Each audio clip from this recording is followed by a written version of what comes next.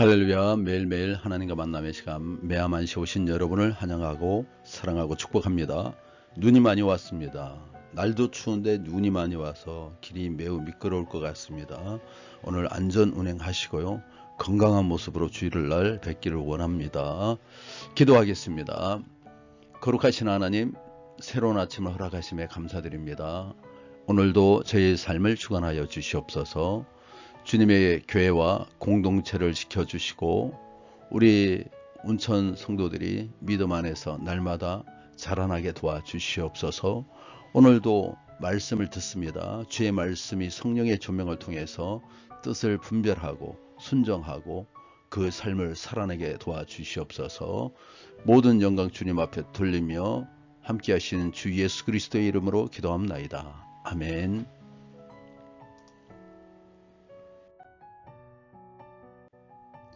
오늘 우리는 여호수아 24장의 말씀을 통해 하나님을 섬기는 것이 어떤 의미인지 깊이 생각해 보려고 합니다.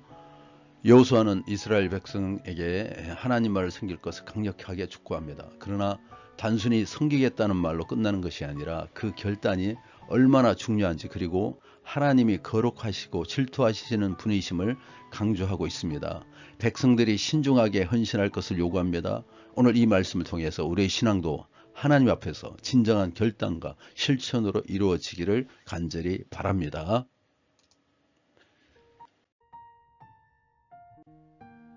여러분, 질투라는 단어를 들을 때 어떤 감정을 떠올리십니까? 보통 우리는 질투를 부정적인 감정이라고 생각합니다.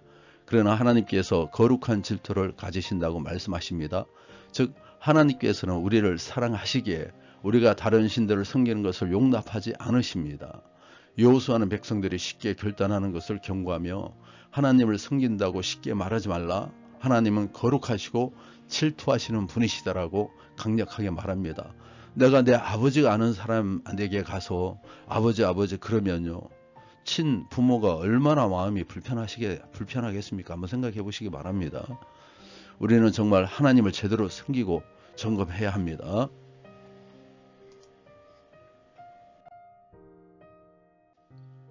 19절에서 24절입니다. 여호수아가 백성에게 이르되 너희가 여호와를 능히 섬기지 못할 것은 그는 거룩하신 하나님이시오 질투하시는 하나님이시니 너희의 잘못과 죄를 사하지 아니하실 것이며 만일 너희가 여호와를 버리고 이방 신들을 섬기며 너희에게 복을 내리신 후에라도 돌이켜 너희에게 재앙을 내리시고 너희를 멸하시리라 하니 백성이 여호수아에게 말하되 아니니이다 우리가 여호와를 섬기겠나이다 하는지라. 여호수아가 백성에게 이르되 너희가 여호와를 택하고 그를 섬기리라 하였으니 스스로 증인이 되었느니라. 그들이 이르되 우리가 증인이 되었나이다 하더라. 여호수아가 이르되 그러면 이제 너희 중에 있는 이방 신들을 치워버리고 너희의 마음을 이스라엘의 하나님 여호와를 향하여라 하니 백성이 여호수아에게 말하되 우리 하나님 여호와를 우리가 섬기고 그의 목소리를 우리가 청종하리이다 하는지라. 거룩하신 하나님은 질투하시는 하나님이십니다. 이스라엘 백성들이 하나님만 섬기겠다고 장담했지만 여호수아는 그러지 못할 것이라고 이방 신들을 섬기다가 하나님에게 멸망당할 것이라고 예고합니다. 이스라엘 백성 중에 이방의 우상을 지니고 있는 사람이 있음을 알고 있기 때문이었습니다. 그래서 그는 이방신을 버리지 않고는 거룩하시고 질투하시는 하나님을 섬길 수 없고 결국 하나님이 내리시는 재앙을 겪을 것이라고 경고합니다.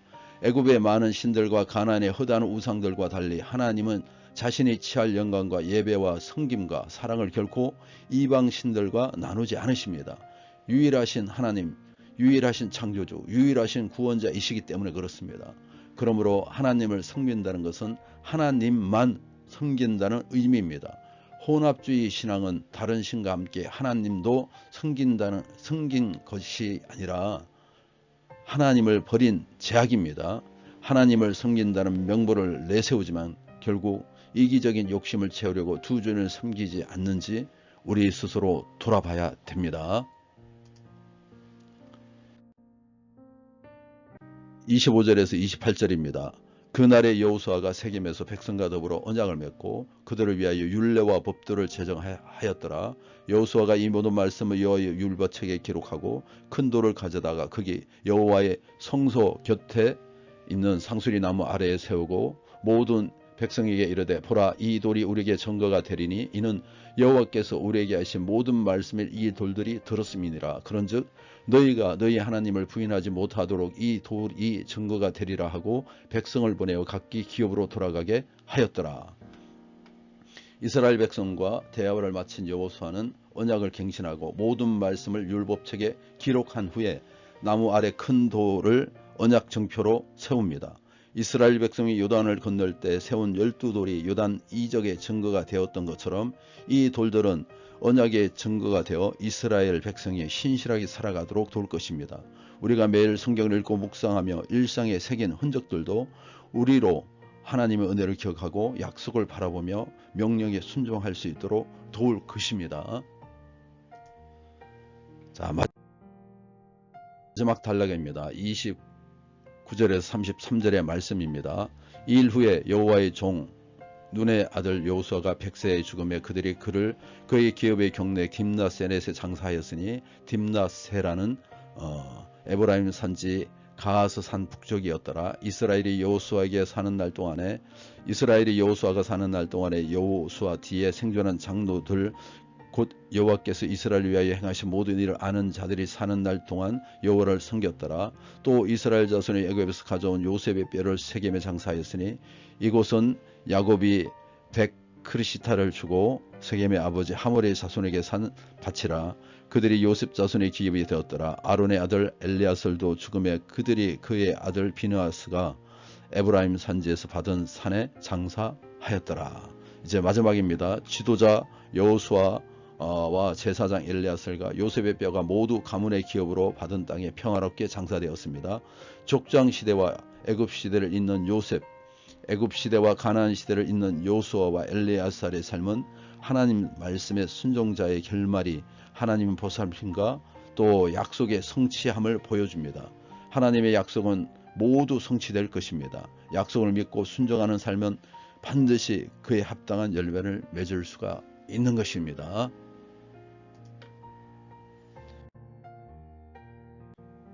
오늘 말씀으로 결론을 맺겠습니다. 여호수아는 마지막 순간까지 이스라엘 백성이 하나님을 섬기길 원했습니다.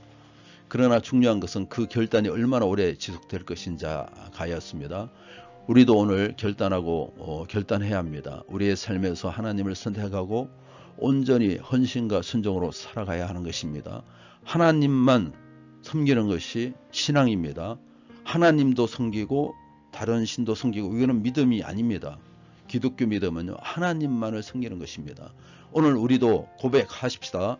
오늘 우리도 강하게 강력하게 크게 한번 고백해 보겠습니다. 나와 내 집은 여호와를 섬기겠노라. 아멘. 다시 한번 나와 내 집은 여호와를 섬기겠노라. 아멘. 기도하겠습니다.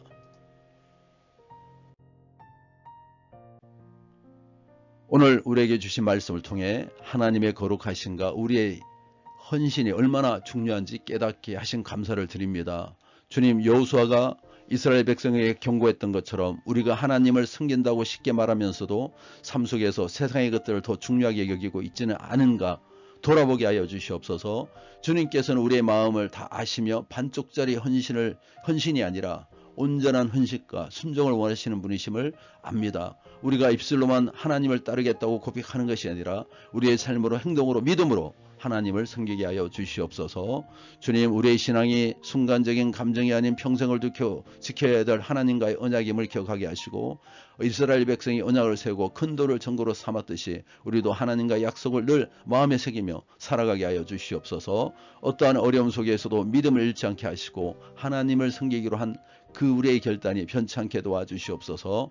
주님, 우리의 신앙이 한 세대에서 끝나는 것이 아니라 다음 세대에도 이어지게 하시고 여호수아와 엘리야셀이 떠난 후에도 이스라엘 백성이 하나님을 섬겼던 것처럼 우리도 가정과 교회에서 믿음을 전수하는 자들이 되게 하여 주시옵소서. 날마다 결단하게 하여 주시옵소서. 세상의 유혹과 어려움 속에서도 나와 내 집은 여호와를 섬기겠노라 고백하는 삶을 살아가게 도와주시옵소서. 이어서 기도합니다.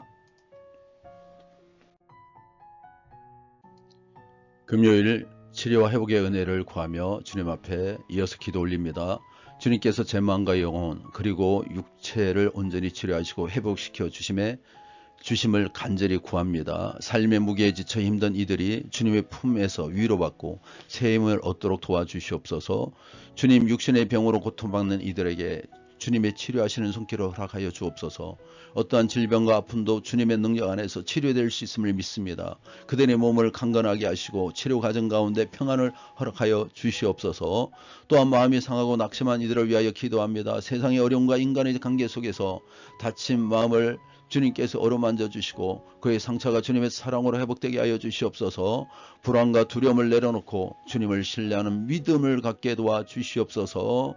세상의 고통과 분쟁을 위하여 기도합니다. 우리가 살아가는 이 땅에 주님의 평화와 사랑이 임하게 하시고 아픔 속에서도 희망을 발견하게 도와주시옵소서. 고통받는 자들을 돕고 위로하는 손길이 될 수 있도록 도와주시옵소서. 제 마음이 교만하지 않도록 저를 낮추시고 주님 앞에서 겸손한 자세로 살아가게 하시고 하나님을 경외하는 것이 지혜의 시작임을 기억하며 날마다 주님을 더욱더 사랑하고 두려운 마음으로 따르게 하여 주시옵소서. 제 뜻이 아닌 하나님 뜻을 이루어가는 삶을 살게 하시고 우리가 가진 모든 것을 주님께 로부터 온 것임을 잊지 않고 감사와 찬양으로 주님께 영광 올리는 삶을 살게 하여 주시옵소서.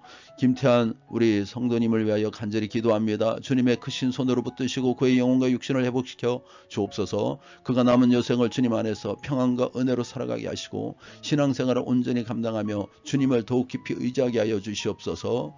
불쌍히 여기시기를 원합니다. 삶을 주님 뜻 안에서 아름답게 열매 맺게 도와주시옵소서. 소영의 자매 주님 힘주시고 능력 주시고 그녀의 삶을 인도하여 주셔서 축복하시고 믿음 갖게 도와주시고 어떠한 상황에서도 주님의 손길을 경험하게 도와주시옵소서. 주님 성령님의 역사를 더하여 주시기를 원합니다. 박재신 성도 주님께서 축복하시기를 원합니다. 이 가정의 깨어짐과 상처 속에서도 다시 회복할 수 있도록 이단의 영이 떠나가게 도와주시옵소서. 신천지의 거짓으로부터 회복되게 도와주시옵소서. 주님의 빛 가운데 나올 수 있도록 도와주시고 가정의 자녀들도 하나님의 보호 아래 성장하게 도와주시옵소서. 오늘도 함께 하시고 인도하심을 감사드리며 우리 주 예수 이름으로 기도합나이다. 아멘.